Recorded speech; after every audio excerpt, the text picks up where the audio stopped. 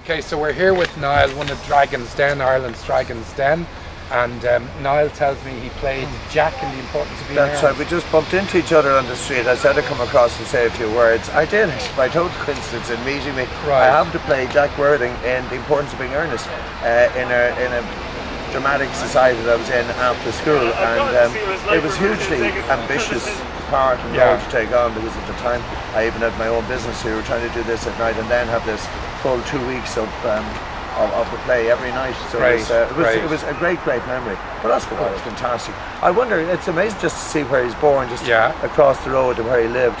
Yeah, I often wonder, what would Oscar Wilde think of today's society, where he'd be so freely accepted and absolutely embraced. I think that might bother him. I think that he might have sort of, he half nearly enjoyed being different, you know, whereas now you wonder. But it's a wonderful sculpture. Yeah, and it was unveiled in 1997 by Merrion Holland, Oscar's grandson. Okay. They changed the name to Holland because of the scandal. And then Danny Osborne was the sculptor. Like even the detail the shoelace and the ring, of course, and the smoking jacket. Yeah. I wrote a book about Oscar Wilde, the world's favourite 100 quotes, and I have a picture of that. And the quote I've used is, "I'm hard at work being idle." That's great. And even the frogging is the lacing on the jacket. The detail is superb. And even only a couple of weeks ago, this new nightclub opened in Dublin called Wilde. So I believe, you know, that's all. And I just got an invite for it, and you could see the logo of it was very much that Oscar Wilde influence.